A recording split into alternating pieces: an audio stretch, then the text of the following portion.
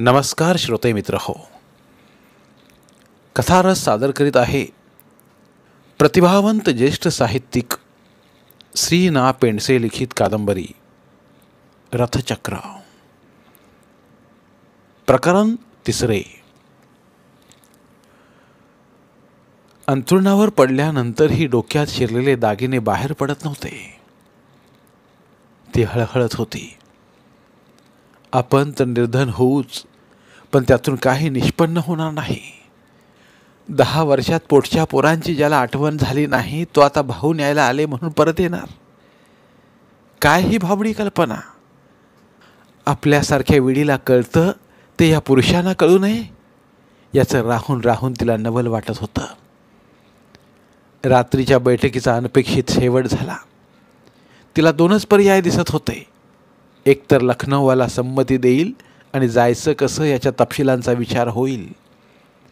नपेक्षा असल्या माहितीवर धावपळ करू नये असं तो म्हणेल आणि आंबट तोंडानं भाऊ माना डोलावतील. घडलं ते विपरीतच. दिराने एवढं बळ आणलं कुठून? लखनौच्या दिराला धडा शिकवण्याची भाषा तर आयुष्यात ती प्रथमच ऐकत होती. दागिन्यांची चर्चा एवढ्या मोठ्यानं झाली. लखनौवाल्यानं ते नक्कीच ऐकलं असणार की त्यांना ऐकावं म्हणूनच ते बोलले. त्याच्या तोंडावर बोलण्याचं जमलं नाही, ते त्याच्या कानावर अशा तऱ्हेनं घालण्याचा तर डाव नव्हता की खरोखरच त्यांनी दंड थोपटले. रात्री केव्हा झोप लागली तिला कळलं नाही. सकाळी उठली तेव्हा डोळे चुरचुरत होते. शरीर थकलं होतं. मधून झेपा जात होत्या. नित्याची कामं ती कशीबशी करत होती, पण लक्ष दुपारकडे होतं. जेवणं होतात स्वस्त झोपायचं असं ती योजित होती.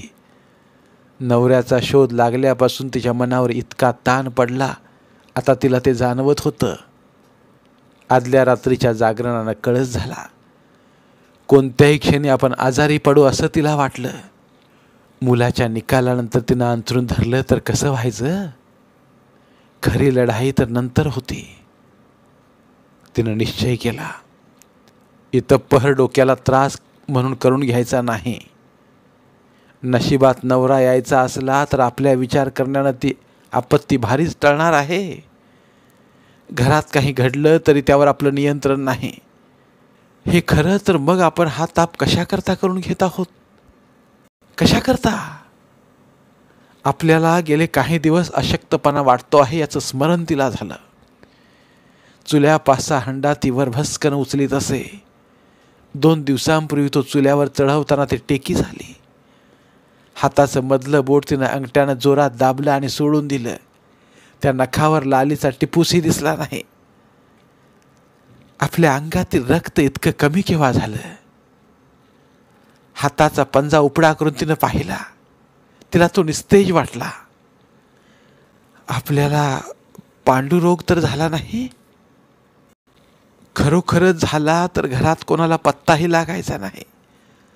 ढोंग करते असं म्हणतील. आपल्या तब्येतीला आपणच जपलं पाहिजे. नित्याप्रमाणे दुसरा दिवस उजाडला. सगळ्यांचे व्यवहार चालू होते, पण सगळ्यांच्या डोक्यात रात्रीची बैठक होती.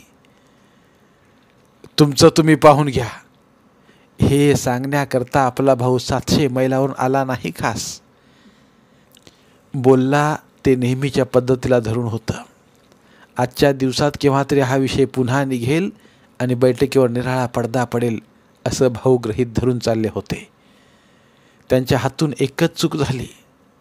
लखनौवाला उठला, त्याच्या पाठोपाठ त्यांनी उठायला हवं होतं.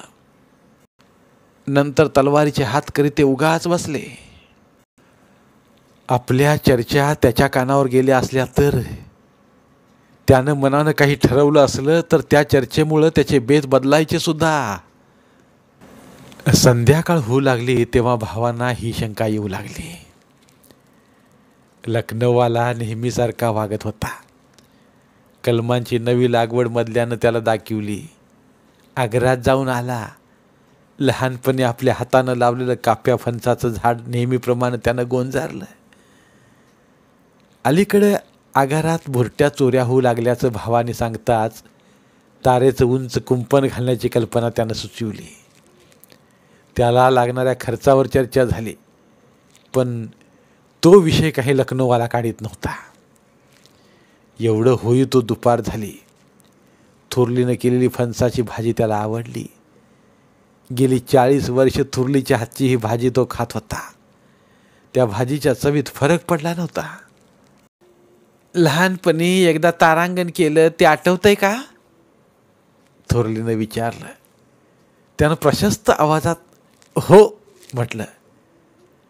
तो 10 वर्षांचा होता तेव्हाची ती गोष्ट. आपल्याला भाजी ठेवली नाही म्हणून त्यानं सगळं घर डोक्यावर घेतलं. उद्या तुमच्याकरता पुन्हा करीन हा भाजी म्हणून थोरली त्याला सांगत होती. पण त्याला काही पटलं ना. शेवटी शेवग्याच्या शेंगानं थोरलीनं त्याला फोडून काढलं. रडून रडून दमला आणि झोपला. मग थोरलीचा तो लाडका आहे असे सगळे भाऊ म्हणत. कुणी लाडकं नाही आणि नावडतं नाही. गुण आहेत ते गुण नाही का म्हणायचे म्हणून थोरली निषेध करी.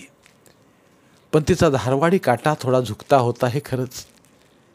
गावाला आला की थोरलीकडे त्याची एक बैठक असे. स्वतःच्या संसाराची हकीकत सांगे. तिचं कसं चाललं आहे हे विचारी आणि लखनौला येण्याचा आग्रह करी. सोहळ्याची काळजी घेऊ असं सांगे. तिनं नकार दिला की हातावर 10 रुपये ठेवी आणि निघून जाई. मग या ठिकाणी तिचे आबाळ होते. काम करावं लागतंय. भाऊ तिच्याकडे लक्ष देत नाही असा त्याचा समज होता. चुकून सुद्धा घरातील कटकडी थोरली त्याच्याजवळ बोलत नसे. भावांना खासडील आणि लखनौला निघून जाईल. आपल्याला सगळं आयुष्य त्यांच्याशी काढायचं आहे हा व्यवहार ती लक्षात ठेवी. रात्रीचा विषय थोरलीनं पुन्हा काढावा असं भावांचं म्हणणं होतं. तिला ते पटलं नाही आणि मग दिवस तसाच गेला. दुसऱ्या दिवशी त्यानं बातमी कळली तेव्हा ते खवळले. तो गप्प गप्प का त्याचा उलगडा झाला. त्यांची लीनता पळाली. तिघा भावांनी त्याला धारवर धरला आणि अखेरीस घडू नये ते घडलं. लखनौवाल्यानं पड खाल्ली. बाहेर भावांच्या कानावर बातम्या येत होत्या. थोरलीला त्यांनी सांगितलं तेव्हा ती किंचित चिडून म्हणाली, उगाच वाच्यता करू नका. असं होवाचंच नाही. लखनौवाल्याला सासूरवाडीहून डबोलं मिळाल्याचं कळलं तेव्हाच धाकट्याला ही शंका आली होती आणि आता ती खरी ठरत होती. राग येण्यासारख्या अनेक गोष्टी लखनौवाल्यानं केल्या. इस्टेटीच्या वाटण्या करायच्या. त्याला गावातल्या लोकांचं सल्लं काय म्हणून, घरची लखतरं गावच्या ओढ्यावर काय म्हणून. शिवाय सगळ्या इस्टेटीच्या वाटण्या करायला सांगणारा हा कोण. तू बाजूला हो हवा तर. वाटण्या करायच्या आणि आपला हिस्सा मौनी बुवाला द्यायचा असा त्याचा विचार चालला होता. म्हणजे भावांच्या मनात हे तुझं हे माझं असं काही नव्हतं. ते हा भरवून देणार. तिच्या नवऱ्याच्या शोधानं उडाला नाही एवढा कल्लोळ त्या विषयानं उडवला. आदल्या रात्री तोंड वर करून बोलले नाहीत त्यांना रेड्याचं बळ आलं. ऐकायला लखनौवाला नाही म्हणून भाऊ अद्वा तद्वा बोलत आहेत असं प्रथम सर्वांना वाटलं. पण तो आल्यानंतर त्यांचा आवाज अधिकच चढला. मोठ्यानं ओरडलं की लखनौवाला सुद्धा नरम येतो याचा विलक्षण अनुभव त्या दिवशी आला. ते ओरडत होते. तो हसत हसत विचारित होता, माझा हिस्सा विकायला काढला का? पैसे या खिशात ठेवायचे ते त्या खिशात. हा नाजूक विषय आपण जरा वेंधळ्यासारखा हाताळला हे त्याला पटत होतं.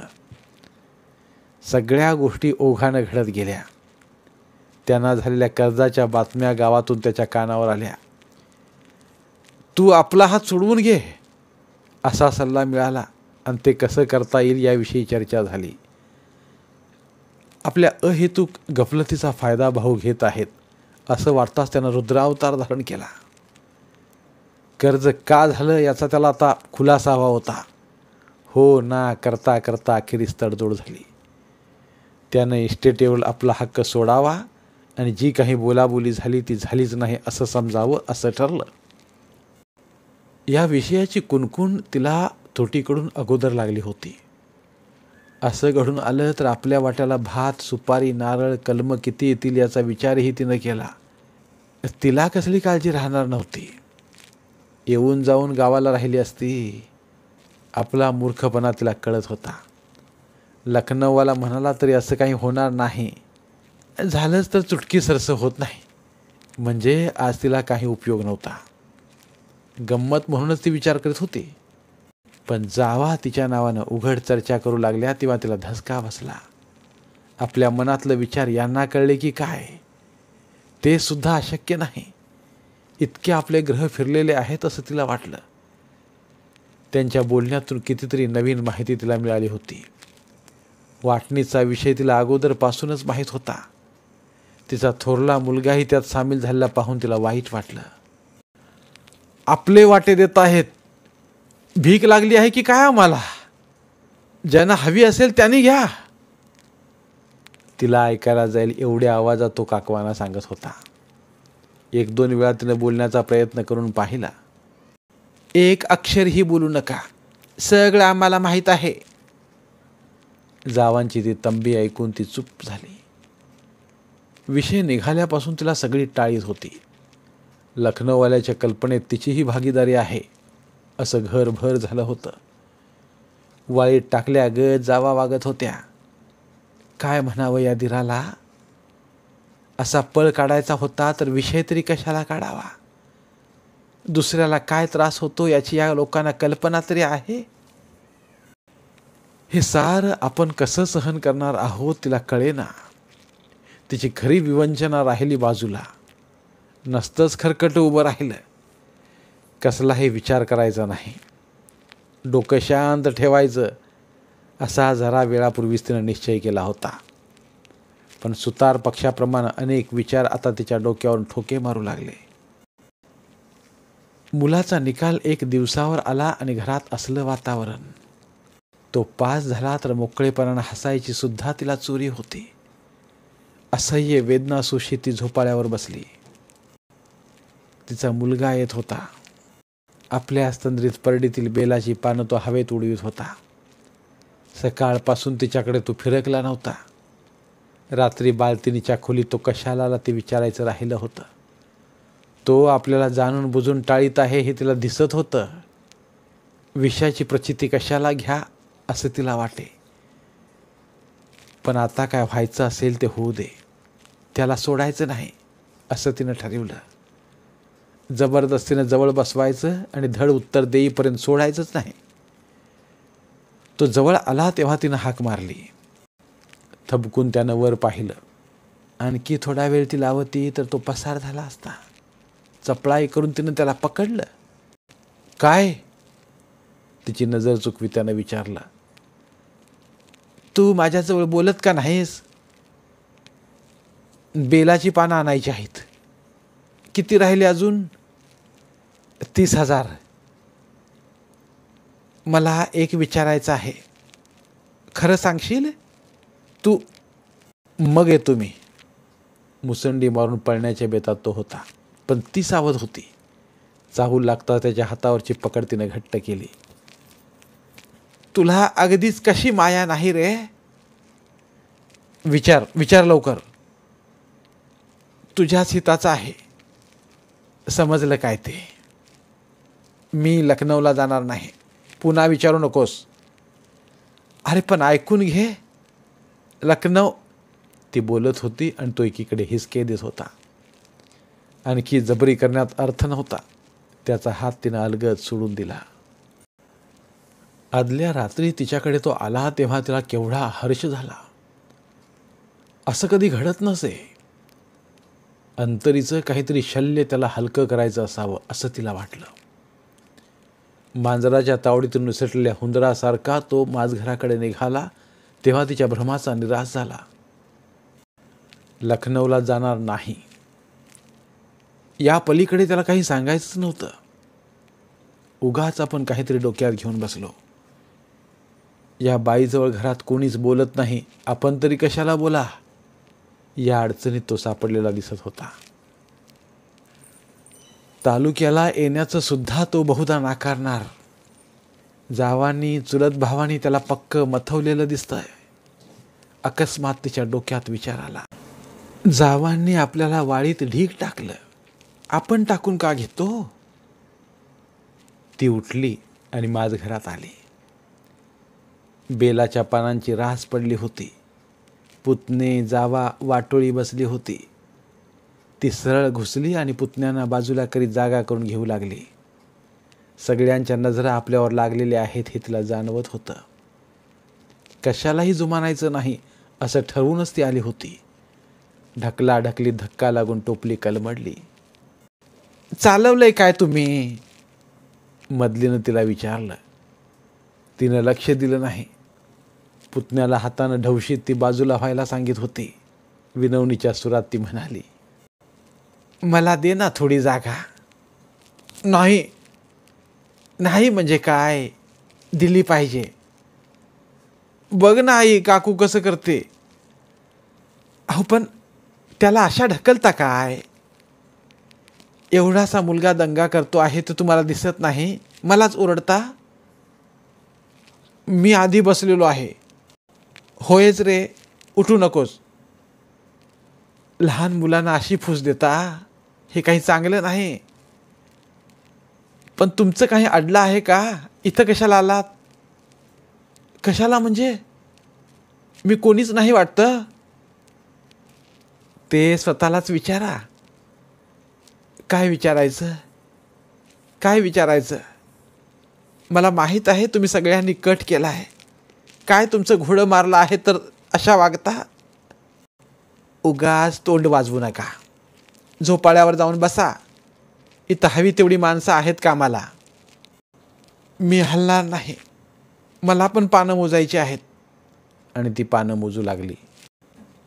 तुम्ही उठा रे, पानं गोळा करायला जा जा. मधलीनं सांगता सगळी मुलं भुर्रकन निघून गेली. आता जावा जावा पानं मोजीत होत्या. न बोलण्याचा जावांचा कट सुरू झाल्याचं लक्षात येताच ती बोलू लागली. वाटणीच्या गोष्टीत माझं नाव गोवलायत हे कळालंय मला. खोटं नाटक काही पिकवलं तरी देव पाहतो आहे. मुकाट्यानं पानं मोजायची असली तर मोजा, नाहीतर चालायला लागा. तुमच्या तोंडाला तोंड देणं परवडायचं नाही आम्हाला. माझं नाव त्यात का गोवलं ते आधी सांगा. भाऊजी विषय काढीपर्यंत मला माहीत सुद्धा नव्हतं. तुम्हाला काय माहिती आहे आणि काय नाही सगळं जग जाहीर आहे. मुलग्याला लखनौला पाठवायचं सुद्धा तुम्हाला माहीत नसेल. त्यांना काही माहीत नाही, काही दिसत नाही, ऐकायला येत नाही त्यांना. धाकटी जाऊ बोलली. पानांची टोपली उचलून मधली बाहेर गेली. पाठोपाठ माझघर रिकामं झालं. त्यांच्या वाटेकडे पाहत ती स्वस्थ बसली आणि पुन्हा झोपाळ्यावर आली. आयुष्यात ती इतकी एकटी कधी पडली नव्हती. शेजारचे काका सोडले तर आपल्याला कोणाचाही आधार नाही याची जाणीव तिला झाली. काकांचं स्वतःचंच बूड जागेवर नव्हतं. त्यांची किती इच्छा असली तरी धावपळी पलीकडे ते काय करणार? आपलं काय चुकलं याचा ती विचार करत होती. तिला काही दिसेना. आपण निराधार म्हणून आपल्याला अशी वागणूक मिळते याविषयी तिची आणखी एकदा खात्री झाली. या घरातून बाहेर पडणं हाच एक मार्ग तिला दिसत होता.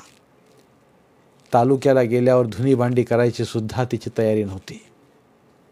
काटकसर करू, अर्धपोटी राहू, निदान हा छळ तरी असणार नाही.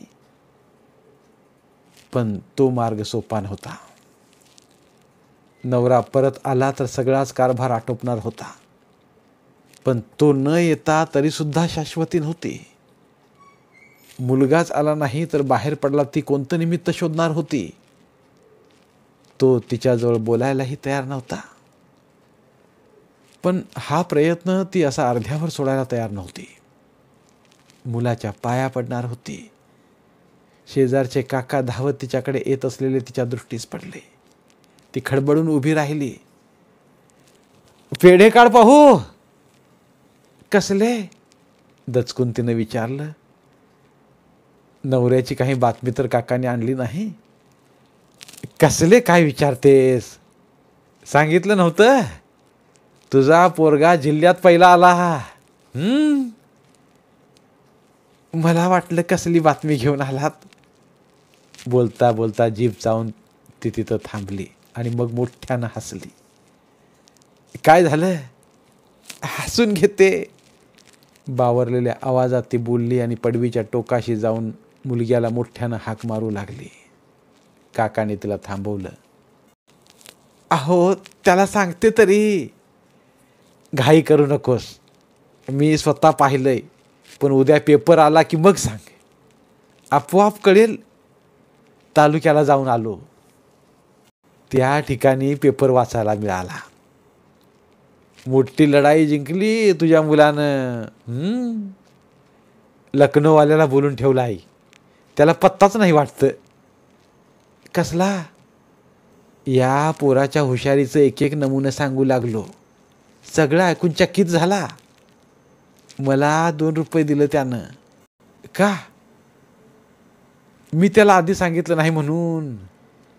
सांगायचं केव्हा? 3 वर्षांनी आज येतोय. आता तो सगळा बंदोबस्त करणार आहे. जावाना सांगाल का? ते ना काय सांगायचं, हे सगळं मीच केलं असं त्या म्हणताहेत. त्याला सुद्धा त्यांनी फितवलंय. त्यानं साऱ्यांना सांगितलं आहे लखनौला जाणार नाही. पुढे शिकण्याचं त्याचं लक्ष दिसत नाही. मग काय सुकडी चुलीत बसणार आहे? कुणास कळे, विचारलं की पळून जातो. सगळ्यांनी माझ्याशी आबूला धरला आहे. त्यानं त्यो सुद्धा सामील आहे. पाहतो मी, आज लखनौवाला जातो आहे. ती धांदल पुरी होऊ दे. म्हणजे भावाभावांची आता गोडी झाली. वादळ निवाले. माझ्या डोक्यावर खापर फुटण्यापुरतं उठलं होतं. ऐकतोय सगळं. सांगा काहीतरी माझ्या जावांना. तुझ्या पोराची सोय हवे ना, फालतू गोष्टीत लक्ष घालू नकोस. दिराचा सल्ला घेण्याचा विचार तो आल्यापासून तिच्या डोक्यात घोळत होता. या घरात आपण कसा मुकामार सहन करीत आहोत त्याचा त्याला पत्ताही नसेल. सगळी हकीकत त्याला कळली तर तो स्वस्थ बसणारा माणूस नव्हता. आता तिला वाटू लागलं, स्वस्थ बसणार नाही म्हणजे काय करील? दिरांना विचारील, थोरलीला विचारील, त्यानंतर सगळं घर ढळून निघेल. एवढं झाल्यानंतर जावा काय स्वस्थ बसतील? आपली पाठी पाहिजे तेवढी स्वच्छ नाही. तक्रारच करायची झाली तर आपल्या विरुद्ध बोलण्यासारखं पुष्कळ आहे. ते सगळं बाहेर येईल. स्वतःला सावरण्याकरता आपण काहीतरी बोलत सुटू आणि एकदा दीर परत गेला की जावांना सगळं रान मोकळं मिळेल. असला वेडेपणा करू नये असं तिनं ठरवलं. वेळीच आपल्याला सुचलं म्हणून तिला हलकं वाटत होतं. मुलाच्या शिक्षणाबद्दल त्याचा सल्ला घ्यावा असं मात्र तिला अजून वाटत होतं. काकाने आयता विषय काढून ठेवला होता. आपल्याला फारसं बोलावंही लागणार नाही. विषय काढल्याबरोबर दीर बोलू लागेल, कौतुक करेल. चांगला आरंभला आहेस, माझे आशीर्वाद आहेत असं म्हणून फाडकन 5-50 रुपये हातावर सुद्धा ठेवायचा. शिक्षणाचा प्रश्न निघाल्यानंतर तो काय करेल भरवसा नव्हता. ताबडतोब तालुक्याला चालती हो, सगळा खर्च मी करेन असं तो म्हणता तरी सुद्धा तिला आश्चर्य वाटलं नसतं. असं घडो न घडो आपला बेत त्याच्या कानावर असलेला बरा, त्यात नुकसान नाही. लखनौचा बेत तिनं केव्हाच दृष्टी आड केला होता. त्याच्याकडे काही मागायचं नव्हतं, पण तो इथं येऊन आपल्या बेताचा सुगावा त्याला दिला नाही तर उद्या तो म्हणेल, ती सुद्धा डॅम्बिस तिथं गेलो तरी बोलली नाही. कदाचित तो काही सुद्धा म्हणणार नाही. त्याकरता सांगायचं असं नाहीच. घरातल्या एकच्या एक शहाण्याला कळलेलं असावं. भविष्यानं आपल्याकरता काय वाढून ठेवलं आहे कुणास ठाऊक. वेळ पडली तर त्याच्याकडे तोंड वेंगाडायला जागा तर राहील. त्याच्याजवळ प्रथम काय बोलायचं, विषय कसा काढायचा याची आखणी ती करू लागली. पण त्याचा तर जाण्याचा बेत झाला. आता कुठली सवड मिळायला? उदासवाणी ती विचार करीत बसली. तिला अचानक आठवण झाली. सगळ्या जिल्ह्यात आपला मुलगा पहिला आला आहे. त्या आठवणीनं तिला गुदगुल्या झाल्या. केवढी बातमी! इथं कुणाला दाद नाही. उद्या कळलं तर कुणाच्या खिसगंतीत असणार नाही. खुद्द त्याला तरी काही वाटेल का? त्याला त्याची कल्पना नसेल असं थोडंच आहे. इतरांसारखाच तोही बिल्वपत्र जमविण्याच्या गर्दीत आहे. आपण प्रथम सांगू तेव्हा तो काय करील? मख्खासारखा उभा राहील.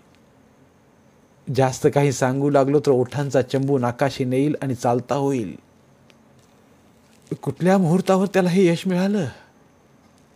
आज दीर जाण्याची धांदल, उद्या जेवणावर, आणि परवाचा तर काही भरोसाच नव्हता. नवऱ्याला अन्नाकरता खुद्द तिची वरात निघणं अशक्य नव्हतं. कौतुक राहू द्या, निकाल ऐकण्याची फुरसत कोणाला असणार नाही.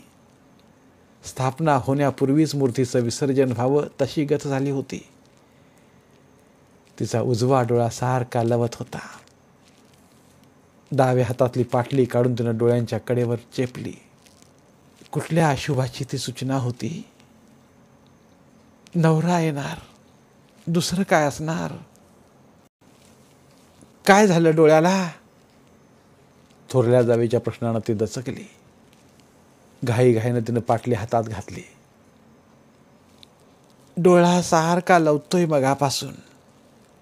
कुठला? उजवा. उजवाच का? वाक्य तसं सोडून थोरली स्तब्ध झाली. आपल्या प्रकृतीची चौकशी करायला थोरली आली नाही. तिच्या मनात विशेष काहीतरी आहे हे तिनं ताडलं. जरा वेळापूर्वी माझ घरात झालेली पोरकट हुज्जत तिच्या कानावर गेली की काय? तसं असलं तर तिला ते हवंच होतं. थोरलीच्या चेहऱ्याकडे तिने निरखून पाहिलं. काही अंदाज लागत नव्हता. तिच्या मनात काही का असेना, सगळ्यांच्या बरोबरीनं मोजायला आपण बसलो, यात आपलं काय चुकलं ते थोरला विचारलंच पाहिजे. बाई, तुम्ही आम्हाला हसत असाल. भीत भीत तिनं विषय काढला. थोरली तिच्याकडे पाहून विचित्र हसली. माझं काही चुकलं का? आजचा दिवस वादावादी केली नाही तर काय चालायचं नाही का? भाऊजींच्या कानावर गेलं तर काय वाटेल त्यांना? कळायलाच हव्यात सगळ्या गोष्टी त्यांना. जरा वेळानं ते जातील, मग हव्या तेवढ्या बोला. माझ्याशी सगळ्यांनी आबोला धरला आहे. त्या सगळ्याची चर्चा करायला भरपूर वेळ आहे. वाटणीची बोलणी भाऊजींनी काढली, त्यात मी सामील आहे असं मधल्या बाईने उठवलं आहे. पुन्हा वाटण्यांचा विषय काढू नका, त्यावर आता पडदा पडलाय. पण मला जन्माचा भावणार आहे. मला कशाचा पत्ता नाही आणि मधल्यामध्ये माझं नाव बाईंनी त्यात गोवलंय. तुम्ही लक्ष घाला याच्यात असं मी सांगणार आहे. तुमच्या अंगाला नाही ना लागत? नाही. विचित्र आवाजात ती बोलली आणि हसली. आपण हुज्जत घातली तरी आपली डाळ शिजायची नाही हे तिला कळून चुकलं. तिच्या बोलण्याकडे थोरलीचं धड लक्षही नव्हतं. अर्ध्या डोक्यावर आलेला पदर तिनं सारखा केला आणि जुडी करून स्तब्ध बसली. 50 वर्षांचा त्या घराचा इतिहास खुरमांडी घालून तिच्या शेजारी बसला होता. चोरून तिनं थोरलीकडे नजर टाकली. समोरच्या तोंडलीच्या अळ्याकडे शून्य नजरेने ती पाहत होती. लखनौवाल्याच्या ढुंगणावर या बाईनं पाणी घातलेलं आहे याचं उगाचच तिला स्मरण झालं. आयुष्यातले केवढे चढ उतार तिने पाहिले. या बाईपेक्षा आपण दुःखी आहोत का? हातातोंडाशी आलेले आपले 4 मुलगे मेले असते तर आपल्याला काय वाटलं असतं? त्यातला एक मुलगा जरी हयात असता तरी ही बाई या ठिकाणी दृष्टीस पडली नसती. गाद्या गिरद्यावर आराम करीत पडली असती. तिचा 4था मुलगा आजारी पडल्याचं लखनौहून पत्र आलं. थोरलीनं जायची तयारी केली आणि पाठोपाठ दुसरं पत्र आलं. वाताच्या झटक्यात त्यानं पहिल्या मजल्यावरून उडी घेतली आणि तो मेला. BAच्या परीक्षेत तो नुसताच पहिला आला होता. लखनौवाला त्याला इंग्लंडला धाडण्याचा बेत करीत होता. बातमी ऐकून थोरली बेशुद्ध पडली. ती 3 दिवसांनी शुद्धीवर आली. त्याचा मृत्यू इतका आकस्मित झाला. ती आत्महत्या तर नव्हती. त्या शंकेचं अजूनही निरसन झालेलं नव्हतं. त्या चर्चेत थोरलीनं कधी भाग घेतला नाही. चर्चा ऐकताना तिला एकदा फीट आली. तेव्हापासून तिच्या देखत तो विषय कोणी काढीत नसे. लखनौवाल्याच्या पैशाला यश नाही असं घरात सगळी म्हणत. त्यानं काही केलं तरी गावभर जाहिरात. थोरलीनं या चर्चेत कधी भाग घेतलेला तिला आठवत नव्हता. तिच्याकडे पुन्हा एकदा तिनं पाहिलं. कसल्या गहन विचारात ती बुडाली होती. आपल्याप्रमाणेच तीही भूतकाळाचं स्मरण तर करीत नाही. पुरेसे तांदूळ घरात नाहीत म्हणून या माऊलीनं नाचणीची आंबील पाजून दिरांना वाढिवलं. केव्हाची ती आठवण. तिनं तर नुसती ऐकलेली, पण त्या आठवणीनं तिच्या काळजाचा लचका तोडला. केवढ्या पुण्यवतीच्या शेजारी आपण बसलो आहोत. तिच्या मानानं काय आपली किंमत आहे. दुःखाचा बडीवार निदान या बाईच्या देखत तरी आपण करता नये. थोरलीचा डावा पाय तिच्या मांडीशी विसावला होता. त्या पायाकडे तिचं लक्ष गेलं. बोटांच्या नखांना रंग, आकार कसा तो राहिलाच नव्हता. वडाच्या पारंब्यासारखी अर्धमेली होऊन बोटांना ती लटकली होती. तिचं ऊर भरून आलं. तीर्थ घ्यावं अशा योग्यतेचे ते पाय आहेत असं तिला वाटलं. आणखी काही क्षण असेच जाते तर तिनं त्या पायावर डोकं ठेवलं असतं. तुझ्या पाटल्या किती तोळ्याच्या आहेत गो? समोर पाहत थोरलीनं विचारलं.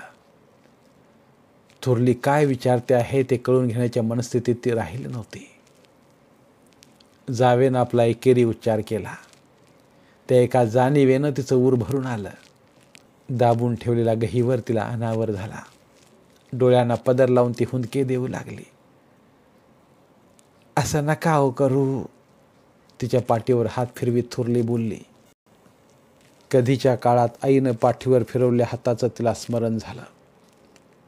काय ही जादू या स्पर्शात. तिच्या सर्वांगावर रोमांच उठले. 10 वर्षांपूर्वी नवरा पळाला तेव्हा थोरलीनं तिला असंच जवळ केलं होतं.